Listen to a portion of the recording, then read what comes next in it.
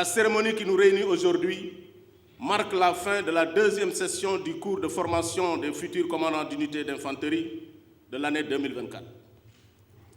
Mon général, chers invités, le cycle que nous clôturons ce matin a débuté le 19 septembre 2024. Il a accueilli 25 officiers stagiaires, dont 7 des pays amis du Bénin, du Burundi, de la Guinée équatoriale, de la République démocratique du Congo, de l'Ouganda, du Rwanda, du Tchad et 18 Sénégalais répartis ainsi, 14 de l'état-major de l'armée de terre, 1 de la brigade nationale des sapeurs-pompiers, 1 de la gendarmerie nationale, 1 de la marine nationale des forces spéciales mer, 1 de l'armée de l'air, fusilier commando de l'air. L'objectif de ce cours visait globalement, d'une part, à les rendre aptes à commander d'emblée une unité élémentaire de combat d'infanterie dans un environnement interarmes et multinational, et d'autre part, de pousser leur formation d'officiers en leur dispensant des connaissances sur le travail d'état-major et au sein d'un centre des opérations, d'un groupement tactique interarmes. Il s'agissait de développer en eux de solides connaissances militaires et générales nécessaires afin qu'ils puissent discerner dans la complexité des théâtres d'opération, décider dans l'incertitude et agir dans l'adversité.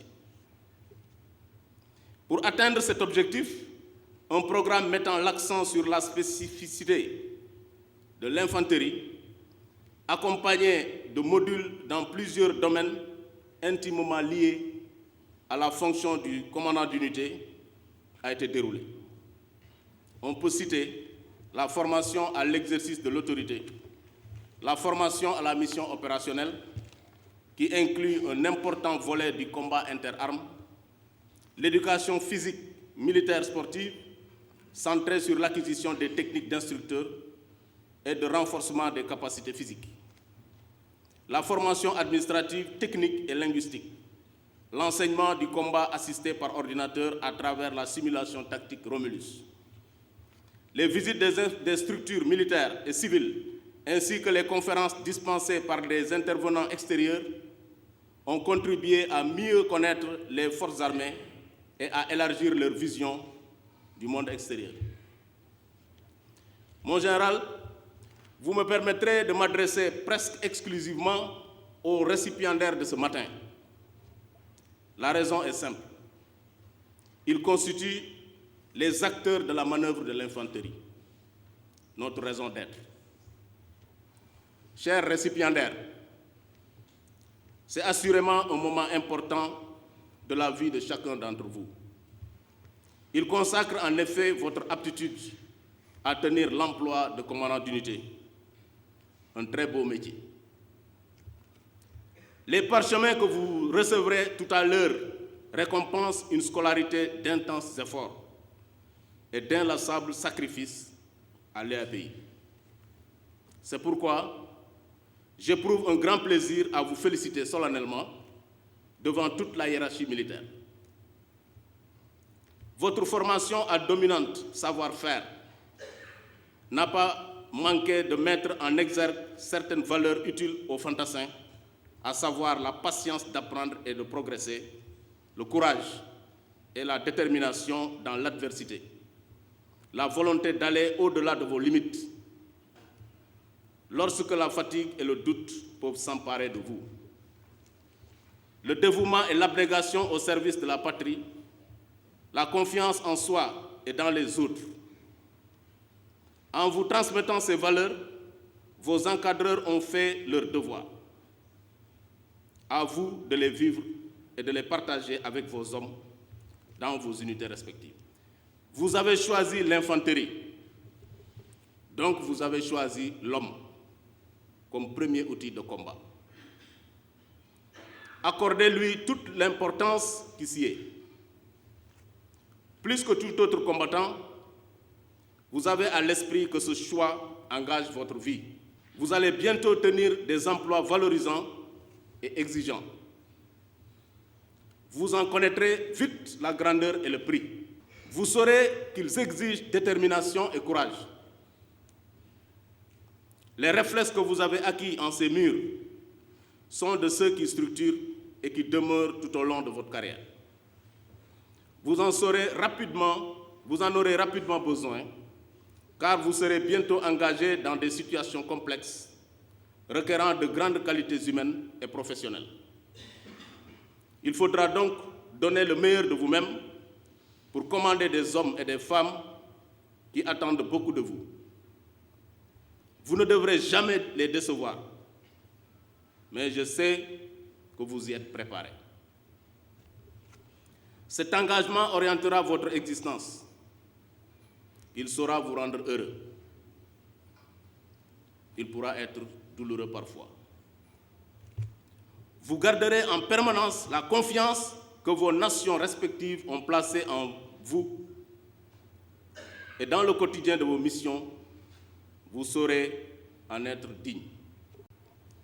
Au savoir-faire acquis à travers les fondamentaux militaires vont s'ajouter certaines valeurs sociales auxquelles vous devez vous référer pour exercer vos responsabilités. Ce savoir-faire et ce savoir-être vont guider à chaque fois que de besoin votre engagement et vos actions. Si les qualités dont vous devez faire preuve en tant qu'officier d'infanterie demeurent, le contexte, lui, change d'année en année. Le monde dans lequel vous servirez est radicalement nouveau. Il gagne chaque jour en complexité et les certitudes de naguère ont perdu de leur pertinence. Il vous faut désormais faire face à des intérêts divers et à des phénomènes géopolitiques, économiques, technologiques, culturels qui s'interpénètrent et imbriqués comme jamais auparavant. Vous devez répondre à de multiples sollicitations à l'intérieur comme à l'extérieur de vos territoires. Vous devrez prouver votre efficacité face aux nouveaux types de menaces et de défis auxquels vous serez confrontés, car vous êtes avant tout des chefs de guerre au contact. La sous-région, dont la plupart d'entre vous sont originaires, est aujourd'hui infestée d'organisations criminelles et djihadistes. Il s'agit là d'un défi que seule votre foi inébranlable dans les valeurs cardinales qui fondent nos sociétés, et en particulier celle qui commande l'exercice de votre carrière militaire, vous permettra de relever.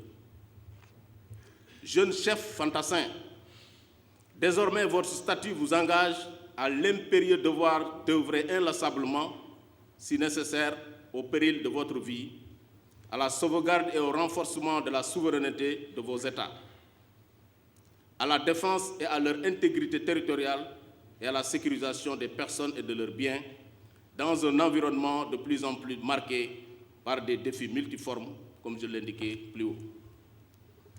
En guise de viatique, je vous invite à méditer et à vous approprier cette citation d'Antoine de Saint-Exupéry.